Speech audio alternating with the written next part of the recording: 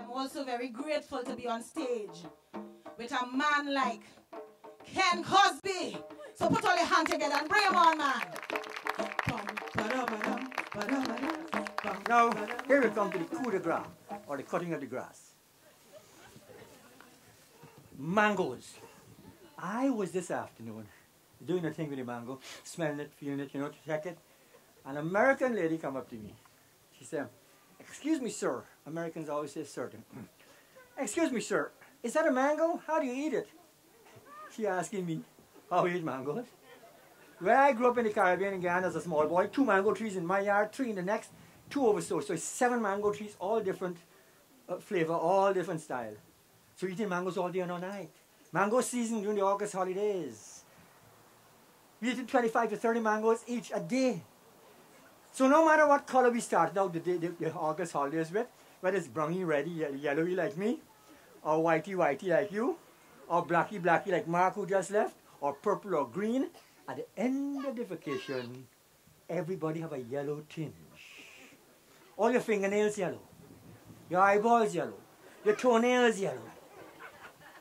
And your mother, how they used to deal with it 3 days before school start back, she'd give you cenopods on a Friday night.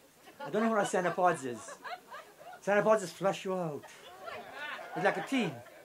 And if that doesn't work, Saturday morning you get castor oil. Who remember that? Yeah. Castor oil is the nastiest taste in medicine in the world.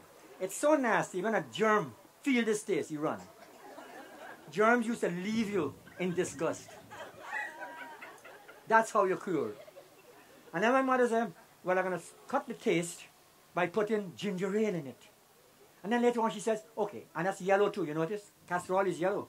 Cenopods was yellow. Then she said, okay, we're going to use orange juice in the castor oil. Well, for 35 years after that, I could not face ginger ale or orange juice. I want to vomit.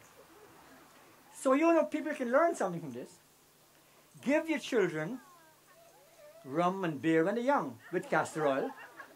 And for 30 years, they won't touch alcohol. No, you have to learn lessons from life. Life has a lot of subtle lessons to learn from. All right. You want to eat the mangoes, you have to pick them. Well, there are 4 accredited ways to pick a mango. In fact, there's a book just put out called Picking Mangoes for Dummies. 4 ways. The first way, pick with a long stick, with a nail. Second way, pelt with a stone. Third way, climb and pick. Fourth way is called foot shake. You have to climb to the topmost branch where birds frighten to stand. You have to be less than 32 pounds, no matter what your age. And you have to be able to, just at the end of that branch, got 6 mangoes, 2 ripe, 4 green. You have to just touch it, that the ripe ones fall only. We only pick the ripe ones because even those days, we didn't know until later on, we were practicing ecological conservation. Well, let me tell you, Horace Tate, Horace in this yard was the best picker with a stick. He used to hold a 30-foot bamboo with a long nail in it and used to pick. He developed tremendous strength, and he turned it to the best pole vault in the whole of Guyana. From picking mangoes with a bamboo. So picking is not picking mangoes, you mustn't treat very lightly. He was the best pole vaulter. No, I was a pelt man. I could pelt. The problem of pelting with a stone is this. When you pelt, you dive in to catch the mangoes before they fall and rot and bust up. Well, I used to pelt, and the stone used to come down. Put your hand here, bro. Feel it. The stone used to come down too. Now, a friend of mine named Sonny Houston was the best pelt man. He used to pelt. He left Guyana when he was a teenager, went to America. Lately, I've been looking into the net in the Baseball Association Hall of Fame to see if perhaps the man turned out to be a great pitcher. But his name wasn't there, so I assume that he couldn't adjust from the pelting up to on the mound where you pelt down, right? He just couldn't do it. So he didn't gain much from pelting, but he was a pelt man. Climb and pick was Lawrence. The climbing pick is a very dangerous thing because you have to go as far out as you can in the branch. To do it, you have to not know your own limitations. You have to be kind of stupid. You have to be so stupid to be able to do this because you can die. Lawrence was like that. He was the worst athlete among us. But he went to England and became Britain's top hurdler. From studying, from doing this, for picking mangoes on the tree. Because he did not know his own limitations. That's it. Now, Claremont was the foot shaker. Claremont was 32 pounds, he was 12 years old. He was born at 2 pounds, 2 ounces. And he could climb on the tree, on a branch where birds don't land. And he would, he was so, today he's 65 years old, and he still can move. Agile. I saw him in a play the other day at Carrifest in St. Kitts, where he did karate with his son. And you couldn't tell the difference between two of them. All because he used the foot shake.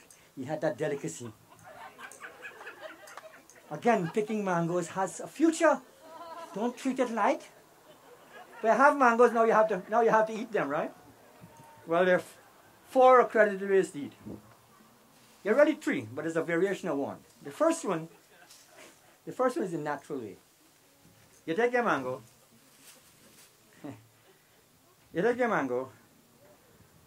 and you feel and the juice fall all down here, and you have to hit it on your elbow. And if the juice hits your knee, even if it hits your toe, you have to be pretty agile. Mark Matthews, who you saw just now, became a very agile actor. See him when he like a Nancy. And that was his favorite way of eating it. He developed the skill of acting from eating mangoes the natural way. Wonderful. The second way is technological. You pull out your technology, appropriate technology, and you cut it, right?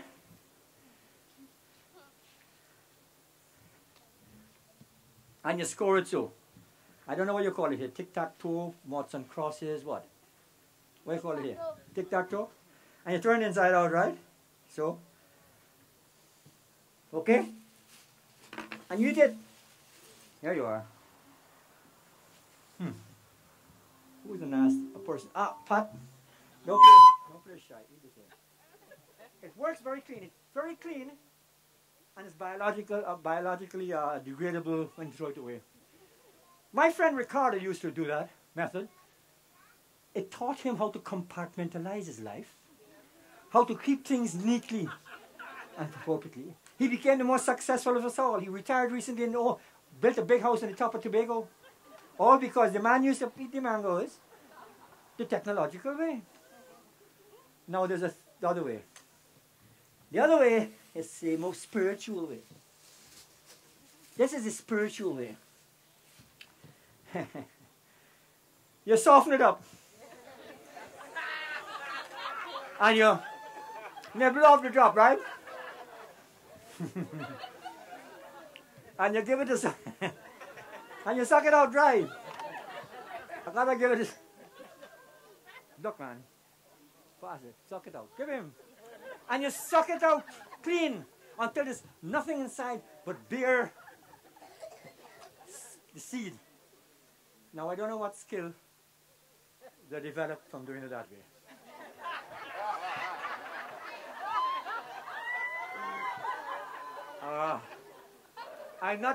Okay? I know all the fellas like, we all used it, the method.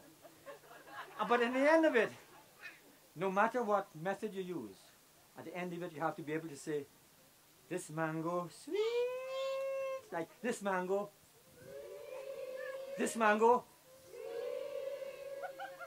Now when I came to America for the first time, after doing this kind of thing for 25 years in the Caribbean, I was told I was a storyteller. And that stories all have to have a moral. I didn't know they had to have a moral. I thought stories were so fun. The Americans told me, this have to have a moral. So I put on a moral voice now. This is how it's done. Storytelling is like the game of life. You first identify your goals, then you develop strategy to accomplish these goals, and then you practically put these strategy into effect to accomplish the goals with the greatest efficiency. But at the end of it, no matter what style you use, you have to say, this mango.